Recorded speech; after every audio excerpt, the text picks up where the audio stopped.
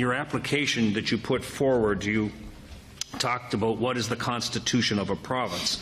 And you talked about, you said it touches upon the division of powers between the federal and provincial governments. But in the chapter, you say it does not deal with, among other things, Aboriginal and treaty rights. I know that you would understand that this will play a huge role in the responsibility that you have given and in ensuring that Aboriginal rights are maintained, but that they coexist with other statutory and constitutional conventions and laws. I wonder if you could, in a short manner, though these are complex issues, but could you address that and the challenges ahead? Yeah, in 1982, with the adoption of the Constitution Act of that year, Section 35(1) brought about a sea change in Canada. 35(1) says that Aboriginal and treaty rights are hereby recognized and affirmed.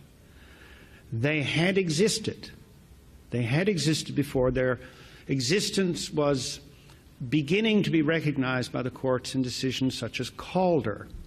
But they were vulnerable to infringement before 1982. After 1982, they were constitutionally protected.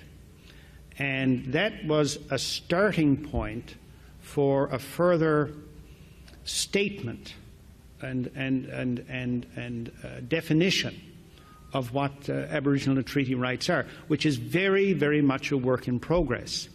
In my materials, in my application, I said that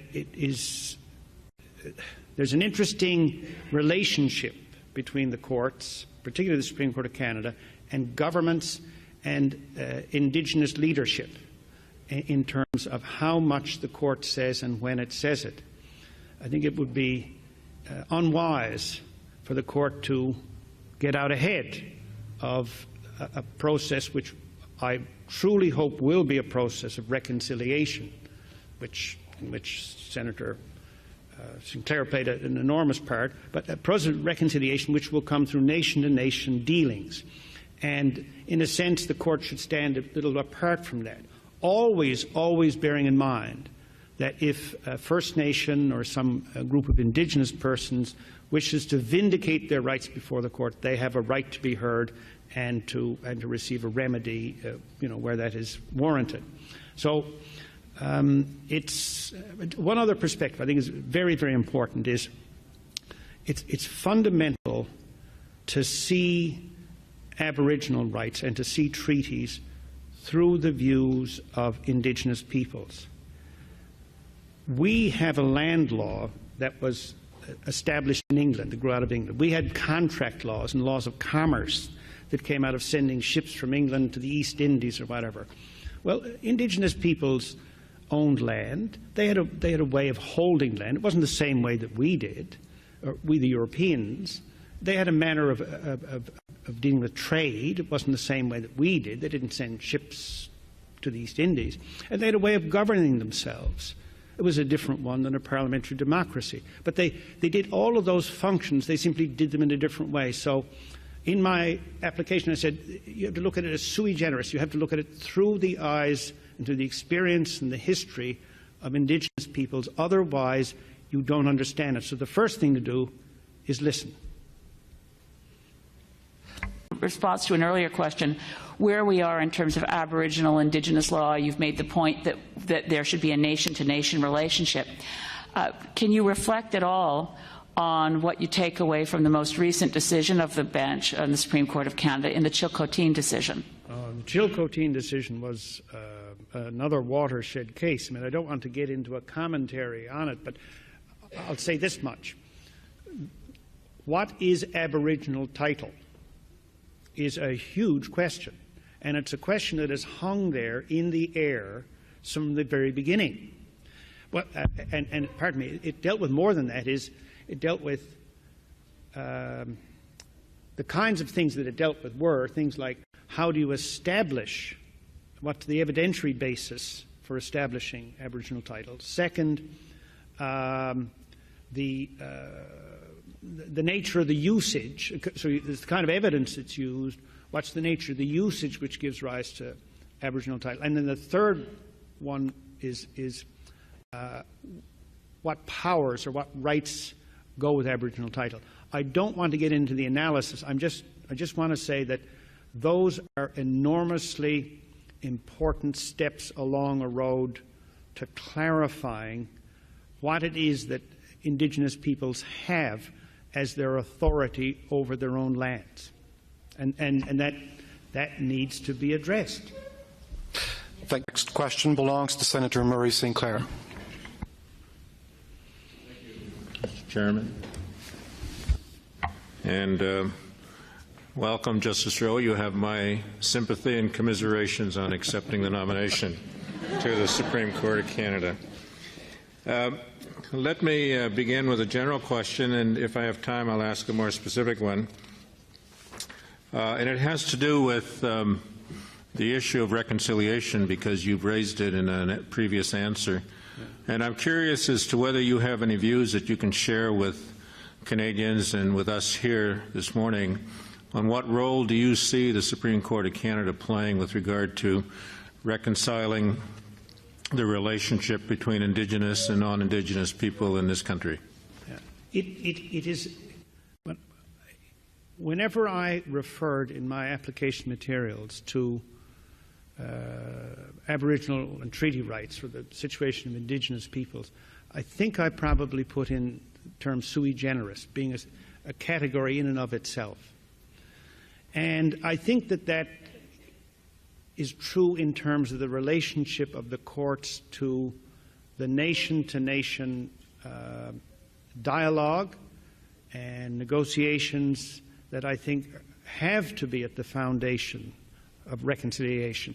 Well, public awareness, an acceptance of the reality that has occurred, the damage that has occurred, the need to rebuild, the need to give again a place of meaning and autonomy for Indigenous peoples. I guess that's where it starts. But in terms of moving forward through institutions, it's governments and Indigenous leadership. The courts could make a mistake if they move too quickly to define things which are better defined on a nation-to-nation basis, always bearing in mind that everyone has a right to go to court and have their rights vindicated. That's always available to them. So it's a very interesting aspect of when the court chooses to speak and how much it chooses to say. I think, without getting into any specific cases, there has been criticism that the court has been Delphic on occasion, that it has kind of not spoken with sufficient clarity. I think that's quite deliberate. I think it's quite deliberate so that the space can be filled with an accord as opposed to the imposition of a view. And so I'm not given to Delphic pronouncements generally, but I think there's a degree of caution and it warrants great thoughtfulness and reflection before the court speaks too definitively, albeit, without getting into Chilcotin, perhaps it was timely to say what they did. Right? I have time for one more question. Thank you, Mr. Chairman. In an earlier answer, you talked about the issue of representation, and I think in your material that you filed in your application, you also talked about the issue of others being in charge of appointments to the court. But given the comments of the Supreme Court of Canada and the Gladue decision about judges needing to inform themselves about the history of the unique circumstances of Indigenous people in this country, I wonder if you can tell me what is your experience, what is the knowledge base that you have about the unique circumstances of Indigenous people that you can talk about? It comes really from two sources. It comes from hearing cases, and they have been largely from Labrador. And you are all too familiar with the kind of cases that I refer to, of broken homes, of a kind of a social disintegration, of heavy dependence on drugs and alcohol, of the abuse of partners, etc. And when you look at the particular circumstances, you know this is about more than the two people who are involved.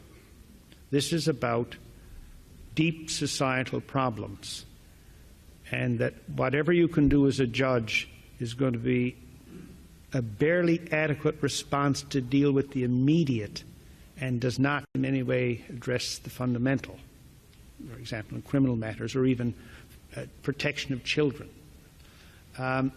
So you get a sense of how there needs to be an underlying change, or else we're going to see too much of the same thing again and again. People have to have hope. They have to have a sense of control over their own lives. They have to have a sense of renewed worth. And without that, we're going to keep seeing tragedies. The other thing, of course, is traveling across the country. And it has been a wonderful experience, particularly in the north. And the best I can say is that every time it has been possible for me, I have sat and I have listened, and every time I've listened, I have learned more, and I am not going to stop listening. Thank you, sir. Thank you, Senator. La parole est à vous, Monsieur Mulcair. Question dans un autre chapitre.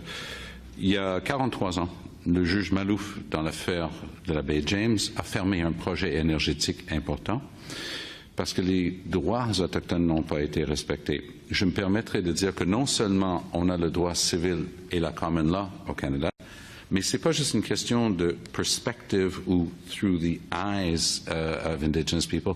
Moi, je crois sincèrement, et c'est ce que M. Malouf a donné comme indication, qu'on est face même à un système juridique complètement à part. Est-ce que pour vous, vous auriez de la difficulté à dire non à un projet énergétique d'envergure? N'oubliez pas que la baie James était le plus important projet d'ingénierie de l'histoire du Canada dans ce domaine, et le juge Malouf a eu le courage de dire non. Est-ce que si pour des raisons de santé, le mercure par exemple dans l'eau, des questions d'environnement, vous vous sentez suffisamment solide pour dire non, même si un gouvernement est en train de pousser ça comme une priorité économique? Monsieur Mulcair, on est très près, je pense, d'un cas hypothétique qui probablement pourrait être porté devant la Cour suprême. Vous pouvez peut-être reformuler en termes plus généraux votre question? Oui, il reste 10 secondes. Je peux répondre, je pense. Les cours ont la responsabilité de sauvegarder que